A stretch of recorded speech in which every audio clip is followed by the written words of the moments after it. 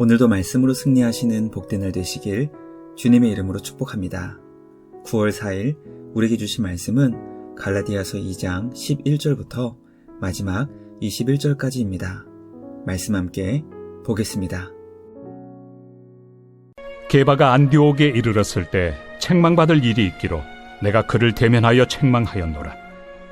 야고보에게서 온 어떤 이들이 이르기 전에 게바가 이방인과 함께 먹다가 그들이 오매 그가 할례자들을 두려워하여 떠나 물러가매 남은 유대인들도 그와 같이 외식하므로 바나바도 그들의 외식에 유혹되었느니라.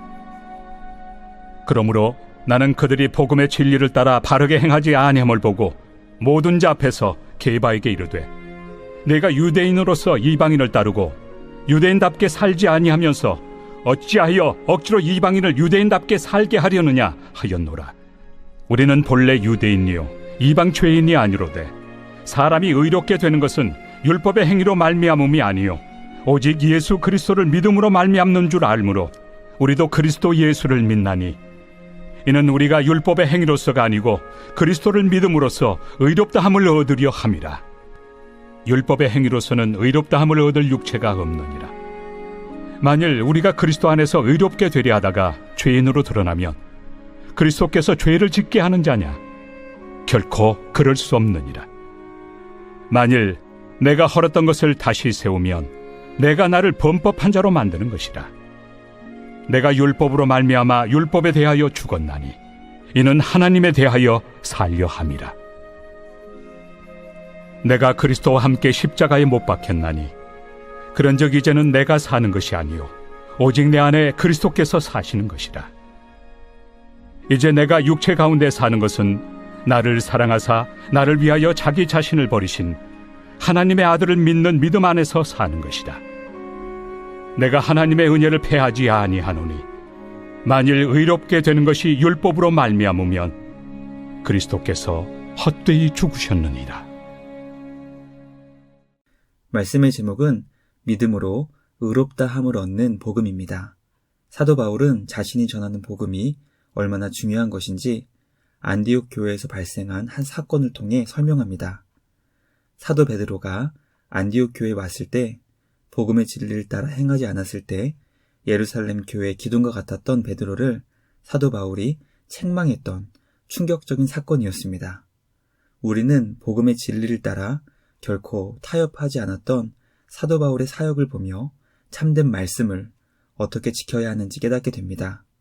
오늘 우리에게 주신 말씀을 묵상하며 복음의 진리를 따라 바르게 행하는 삶이 믿음의 공동체에 얼마나 귀하고 소중한 것인지 깨닫게 됩니다. 복음의 진리를 지키기 위해 목숨을 아까워하지 않았던 믿음의 선조들을 기억하며 생명보다 소중한 복음의 진리를 따라 바르게 살아가는 우리 모두가 되길 주님의 이름으로 축복합니다. 첫째, 성도는 하나님을 두려워하며 복음의 진리를 따라 바르게 행해야 합니다. 베드로 사도가 안디옥 교회를 방문하여 이방인과 함께 식사를 하고 있었습니다. 그때 야고보로부터 보냄을 받은 사람들이 온다는 소식을 듣게 되었고 베드로는 서둘러 이방인과 함께 했던 식사를 중단하고 그 자리를 떠났습니다. 왜냐하면 예수님을 믿지 않는 유대인 할례자들을 두려워했기 때문입니다.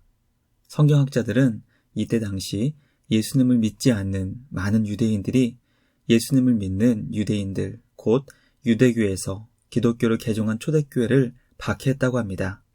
왜냐하면 유대인이 이방인과 교제했기 때문에 그들을 부정하게 취급했기 때문입니다. 유대인 할례자들을 두려워한 베드로의 행동은 초대교회 성도들이었던 예수님을 믿는 유대인들을 보호하기 위한 것이었습니다. 그러나 그것은 하나님을 두려워한 행동이 결코 아니었습니다.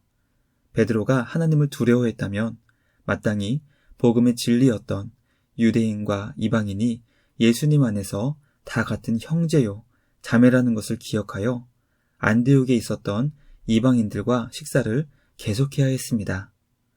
사도 바울은 베드로가 복음의 진리를 따라 바르게 행하지 않자 그를 대면하여 책망했습니다. 예수님의 제자 출신도 아니었던 사도 바울이 예루살렘 교회의 기둥과 같았던 베드로 사도를 책망한 일은 충격적인 사건이었습니다.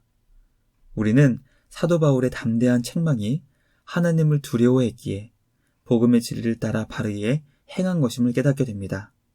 하나님보다 사람을 더 두려워하지 않는 우리 모두가 되길 간절히 소망합니다.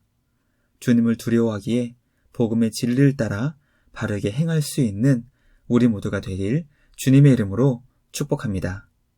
둘째, 예수님을 믿어 하나님과의 관계가 회복된 것을 성경은 의라고 설명합니다. 베드로를 책망한 사도 바울은 사람이 무엇으로 의롭게 되는 것인지 분명하게 가르쳐 줍니다.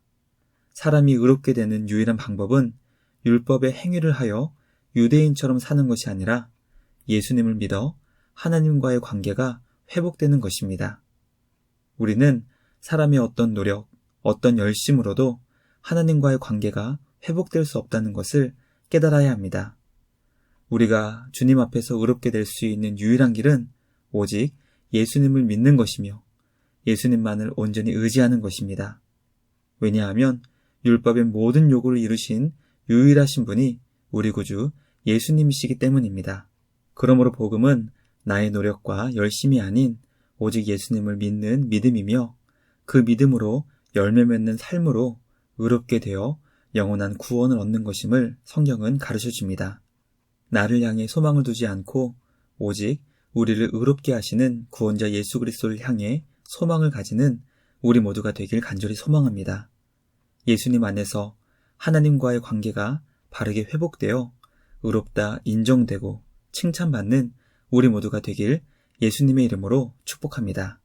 마지막 셋째, 성도는 예수님과 함께 십자가에 못 박혀 죽은 존재입니다. 성도는 예수님과 함께 십자가에 못 박혀 율법에 대해 죽은 존재입니다. 더 이상 율법의 요구로부터 억눌려 살지 않고 율법으로 인해 죄인으로 살지 않게 되었습니다. 그러므로 율법에 대해 예수님과 함께 십자가에 못 박혀 죽은 자에게 다시 율법을 요구한다면 그것은 있을 수 없는 일이며 십자가의 은혜를 헛되게 하는 것입니다. 성도는 십자가에 달리신 예수님과 함께 못 박혀 죽었기 때문에 율법의 요구에서 영원히 해방되었습니다.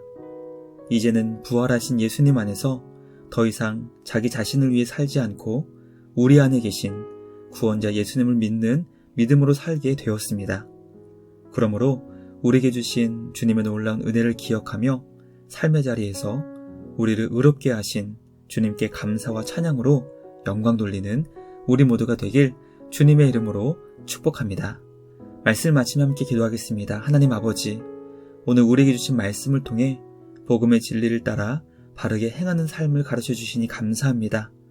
세상이 우리를 두렵게 하고 진리를 따라 살지 못하게 위협한다 할지라도 온 세상을 다스리시는 하나님만을 두려워하며 섬길 수 있는 우리 모두가 되게 하여 주시옵소서. 예수님 안에서 의롭게 된 자로 오직 주님만 믿고 의지하는 우리 모두가 되게 하여 주시옵소서.